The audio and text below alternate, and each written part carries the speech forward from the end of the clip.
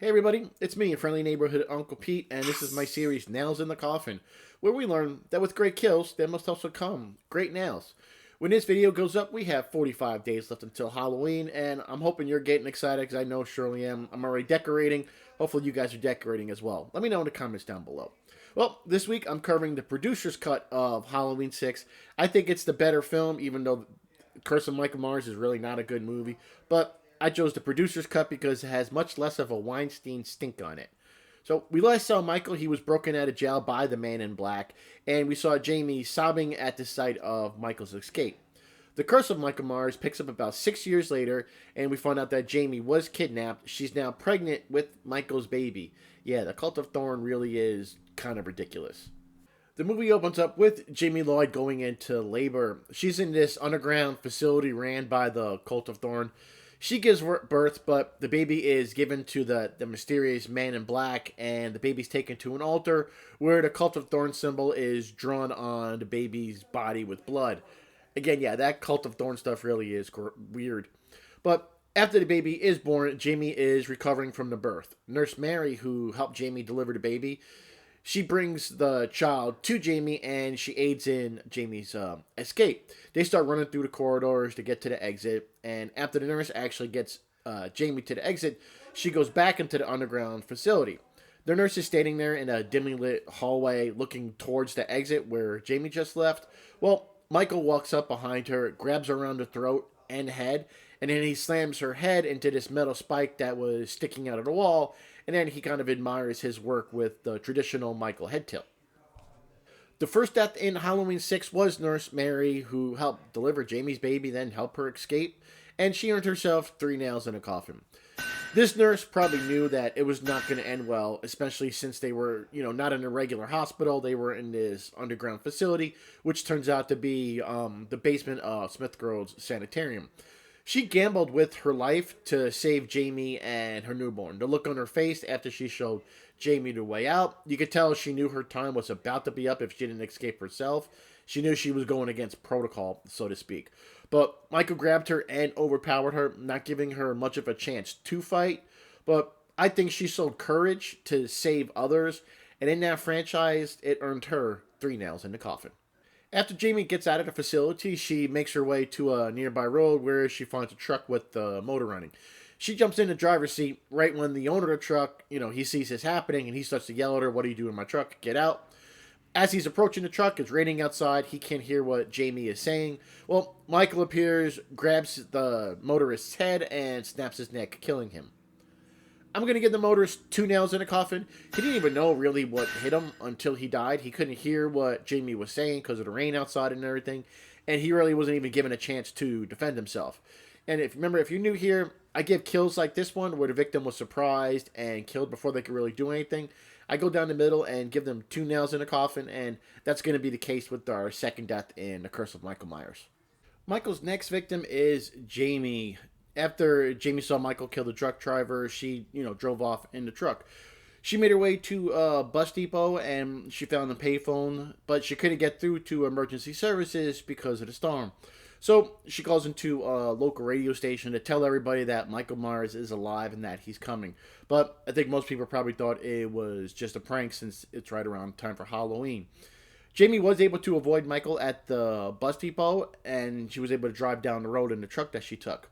Michael caught up to her in a van that he stole, and he forced her off the road, and Jamie crashed into a pile of pumpkins by this barn. Jamie went into the barn, and she sat down on a hay bale.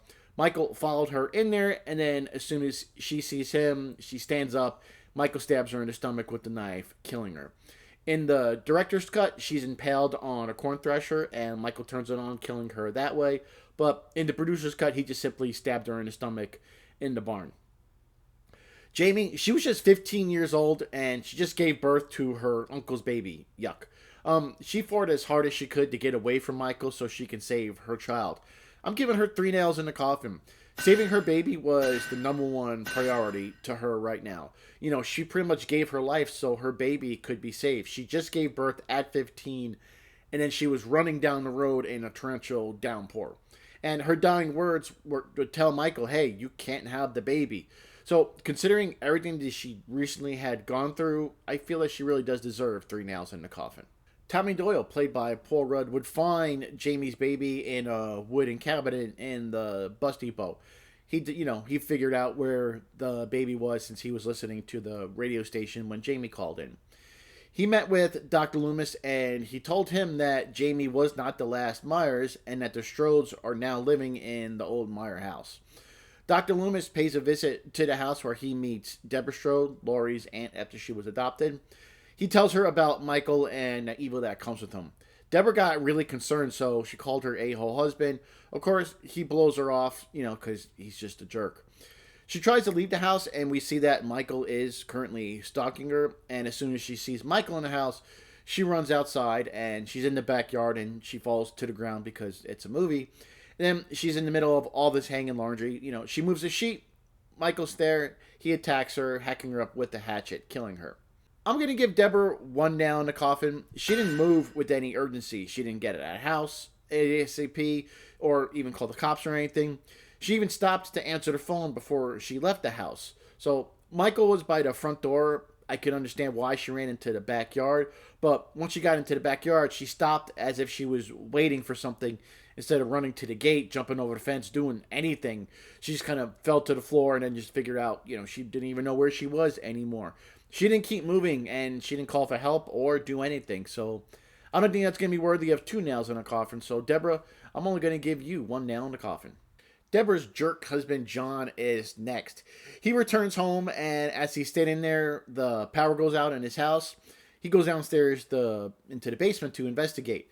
The basement is currently flooded, and it's coming from a shaking washing machine. He turns the washing machine off. He opens it to find some bloody sheets. Hey, at least Michael was nice enough to, do some laundry. He falls to the floor. Michael walks up to him, grabs him, picks him up, and then pins him against a fuse box. It looks like he even stabs him with the crowbar as well, where John is electrocuted and he dies. I don't like this character. I don't think anybody's supposed to like this character. He was a jerk for so many reasons, but it's not going to affect my nail rating. However, I'm only going to still give him 1 nail in the coffin. Now, granted, he didn't have much time to do anything once Michael grabbed him, but he also had no survival instinct. He ignored everything his wife said to him, and he didn't believe any of it.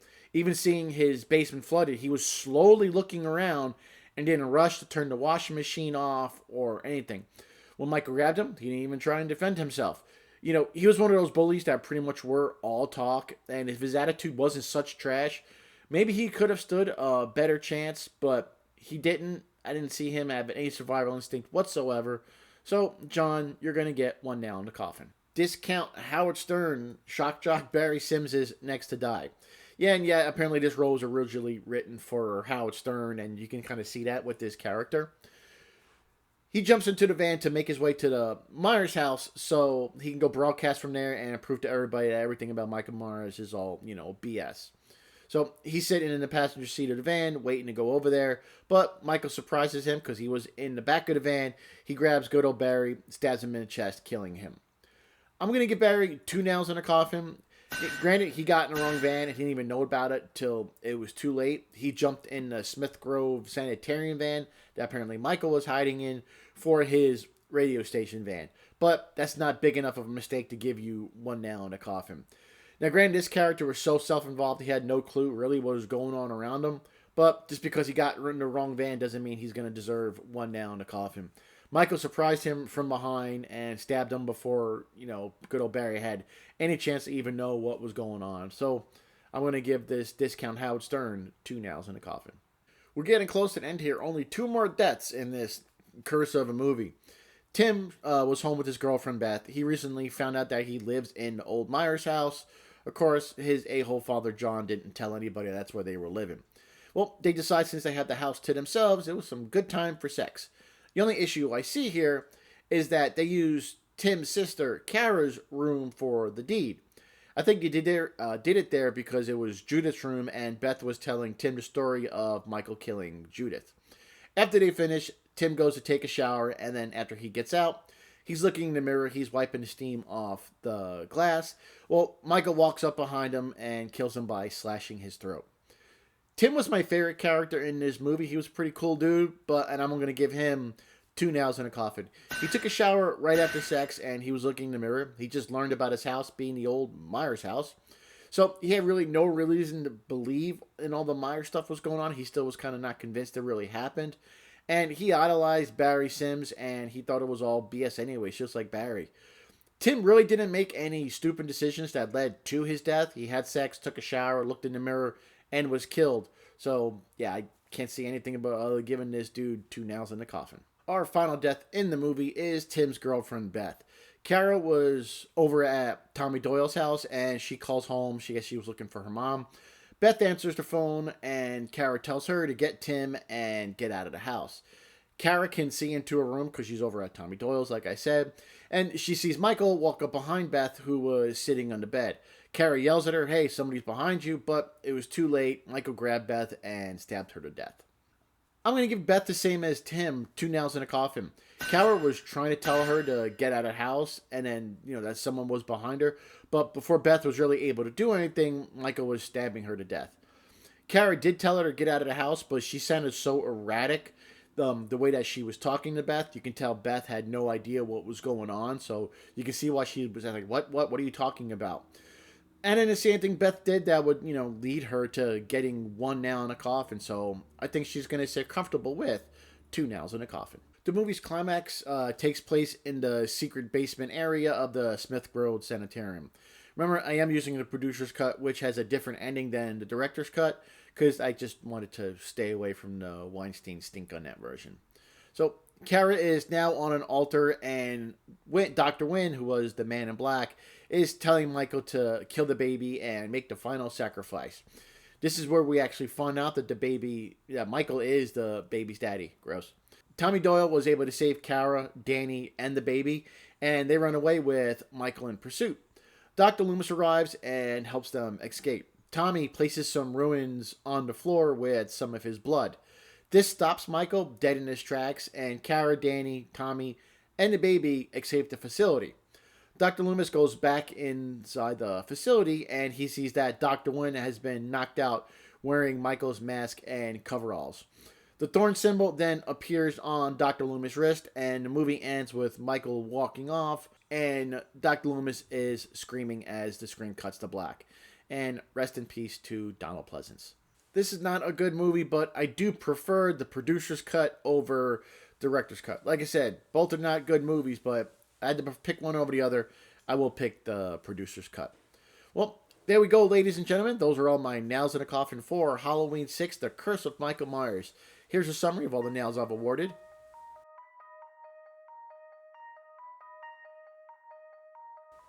And here's a look at the average nails in a coffin for the first 6 movies in the Halloween franchise. I hope to see you guys here next week when I cover Halloween H2O. New continuity, of course, that takes place 20 years after the events of Halloween and Halloween 2. Curse of Michael Myers is not a good movie. The Cult of Thorn was kind of dumb and felt really forced.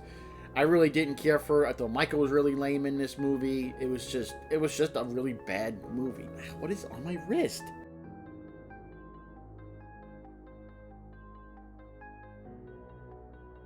That can't be good. So, I'll see you guys here next week. Take care of yourselves. Take care of each other. I'm your friendly neighborhood Uncle Pete. And remember, with great kills, there must also come great nails. What the hell am I going to do?